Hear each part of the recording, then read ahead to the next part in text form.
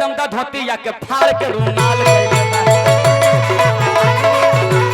एकदम दा धोती या के फाड़ के रुमाल कइले बा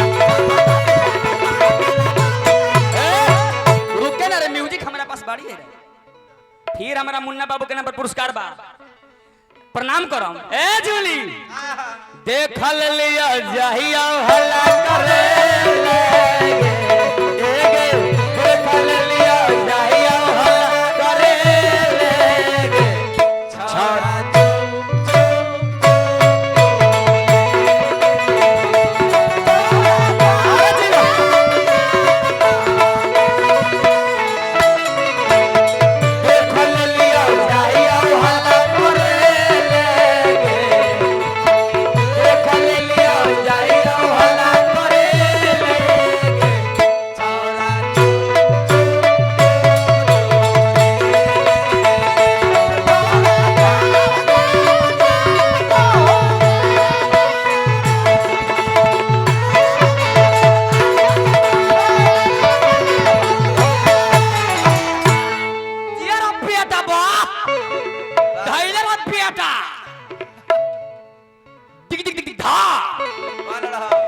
मुन्ना बाबू के नाम पर 500 रुपए का पुरस्कार जाई हो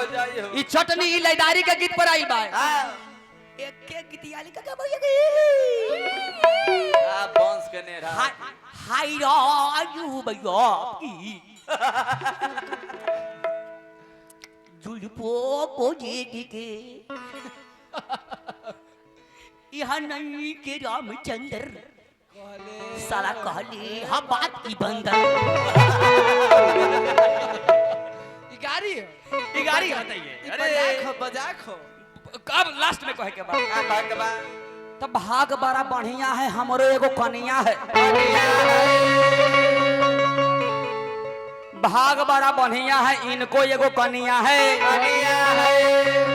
अरे मिला है सरकार से इसे नौकरी आंगनबाड़ी में मौगी कमाती है इनको खिलाती है ये चलती है अगाड़ी बेग धोते ही पछाड़ी है मौगी ठोके लिया अपन कबार ऊपर पर छोटुआ जैसन भतार मौगी ठोके ली कपार अरे ऊपर पर लड़बता जस भतार तक कैसन चलली बहार कर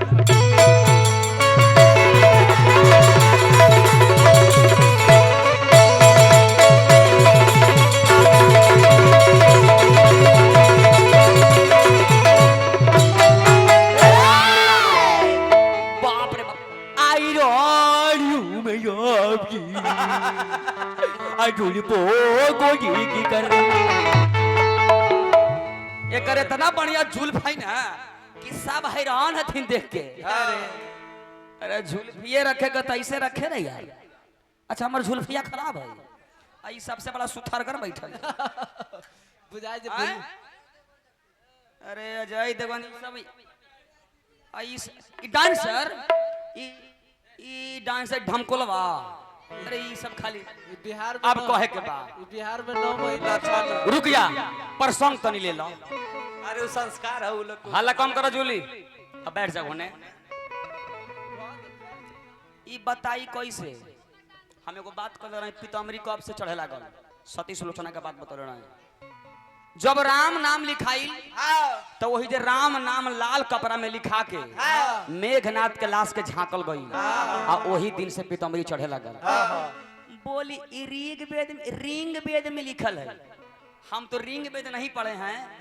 भैया हम ऋग वेद पढ़े हैं ऋग वेद जी ऋग वेद यजुर्वेद अथर्व वेद साम वेद माने रिंग वेद बता रहे थे 3 गो वेद कुटुमकन चल गए अरे अच्छा ये बतिया बेचारा बता दिले ना एगो और बात हम पूछले रही कि आदमी के मुंह में आग काहे लगावा जाला इस कहीं लिखल उखल के बात छोड़ दो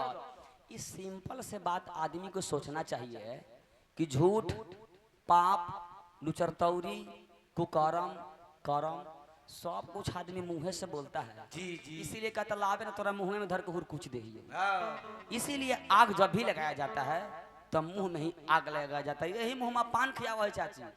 और यही मुंह में लात भी खियावा है। हाँ तो हनिए सबके गीत है हाँ कि ए सिसिया बही अस्सी चर्चा में गावा हो का गावा हो तनी हमर वाला भाषा में माने ऊ पट्टी वाला में मगही भाषा कैसे गावा है कैसे हमर वाला अपना है चाची हाँ तो हनिए सबके गीत हवा हाँ गीतिया कहवा अरे का कर जैवा राम औरत तो लोग अपना आवाज में गाती है। इस गीत को मैं गाऊंगा तो ऐसे गाऊंगा का कर जैवा राम और का कर जैवा राम का कर जैवा लेकिन एगो सिसिया ढोलक धम धम धम धम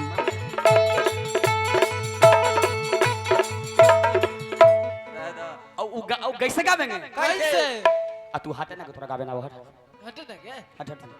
ए शिष्य हटा है सके आए हट ना ए साउंड कम हेलो हेलो हेलो आप थोड़ा सा मजाक है ये ठीक है hello hello mic hello hello hello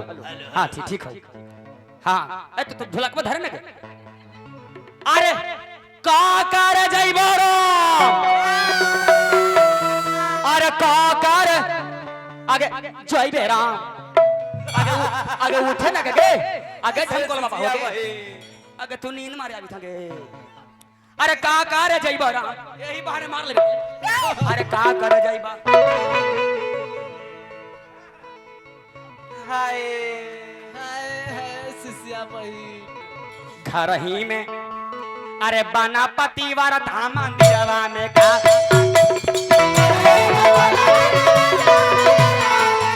घर ही में बना पतिवार धाम मंदिरवा में का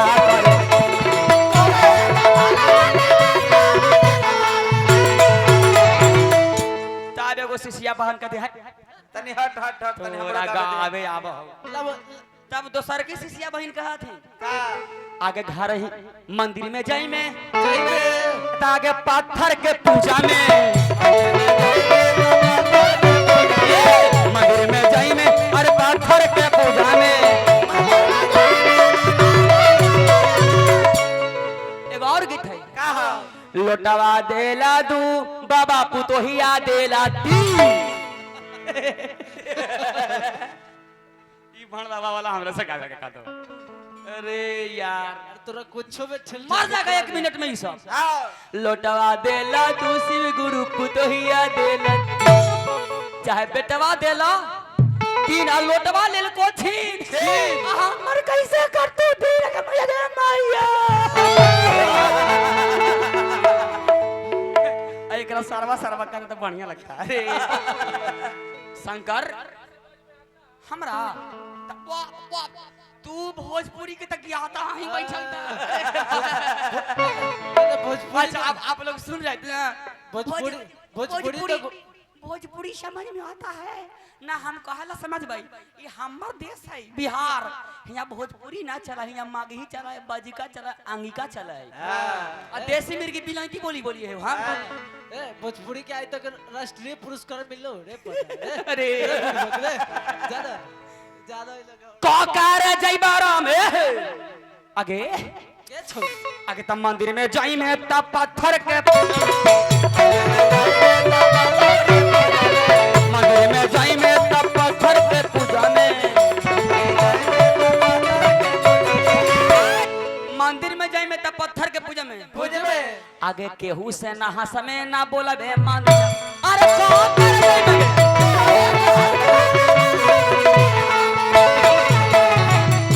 ना हंस में ना